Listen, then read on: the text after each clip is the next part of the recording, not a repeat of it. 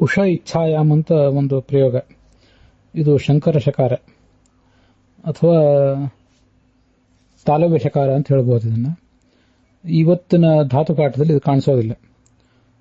ಉಷ ಪ್ರಭಾತ ಭಾವೆ ಅಂತ ಮೂರ್ಧನ್ಯ ಶಕಾರದಿಂದ ಕೂಡಿದ ಬೆಳಗಿನ ಕಾಲ ಅನ್ನೋ ಅರ್ಥದಲ್ಲಿ ಒಂದು ಧಾತು ಕಾಣಿಸ್ತದೆ. ಮತ್ತೆ ಉಷದಾಹೆ ಅಂತ ಕೂಡ ಒಂದು ಧಾತು ಕಾಣಿಸ್ತದೆ. ಈ ತಾಲವ್ಯ ಶಕಾರದಿಂದ ಕೂಡಿರೋ ಧಾತು ಕಾಣಿಸೋದೇ ಇಲ್ಲ. ಅದು ಭಾಗವತದಲ್ಲಿ ಋಷಿಭಿರಿ ಯಾಚಿತೋ ಭೇಜೆ ನವಮಂ ಪಾರ್ಥಿವಂ ಬಪುಃ ದುಗ್ಧವಾನ್ ಓಷಧೀರ್ ವಿಪ್ರಾಹ ತೇನಾಯಂಚ ಉಷತ್ತಮ ಅಂತ ಪ್ರಯೋಗ ಇದೆ. ಉಷತ್ತಮ ಅಂದ್ರೆ ತುಂಬಾ ಸುಂದರನಾದವನು, ಎಲ್ಲರಿಗೂ ಇಷ್ಟನಾದವನು ಅಂತ ವ್ಯಾಖ್ಯಾನ ಹೇಳ್ತಾರೆ ಎಲ್ಲರೂ. ಆದರೆ ಆಚಾರ್ಯರು ಉಷ ಇಚ್ಛಾಯಾಮ್ ಧಾತುವನ್ನು ತೋರಿಸಿ ಅದರ ಶತ್ರು ಪ್ರತ್ಯಯ ಅಂತ ಶಬ್ದದ ಮೇಲೆ ಉಷನ್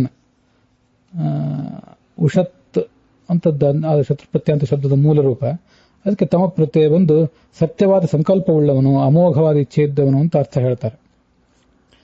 ಆದ್ರಿಂದಲೇ ಈ ಮಾರ್ಜನ ಮಂತ್ರದಲ್ಲಿ ತಸ್ಮಾ ಅರಂಗಮಾಮಹ ಮಾಮವಹ ಉಷತೀರಿವ ಮಾತರಃ ತಸ್ಮಾ ಅರಂಗಮಾಮವಹ ಅನ್ನೋ ಮಂತ್ರದಲ್ಲಿ ಉಷತೀಹಿ ಮಾತರಃ,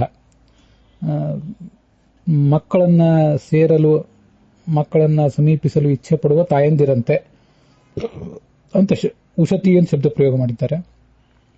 ಅದು ಕೂಡ ಈ ಧಾತುವಿನ ಮೂಲಕನೇ ಹೊರಟಿರುವಂತಹ ಪ್ರಯೋಗ. ಶತ್ರು ಪ್ರತ್ಯಯ ಅಂತದ ಮೇಲೆ ಸ್ತ್ರೀಲಿಂಗ ಬಂದಿದೆ. ಮತ್ತೆ ಉಷನ್ಹವೈ ವಾಜಶ್ರವಾಹ ಸರ್ವವೇದಸಂ ದದವು ಅಂತ ಕಾಟಕೋಪನಿಷತ್ನಲ್ಲಿ.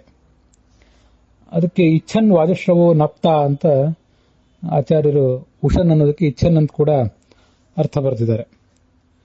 ಇನ್ನು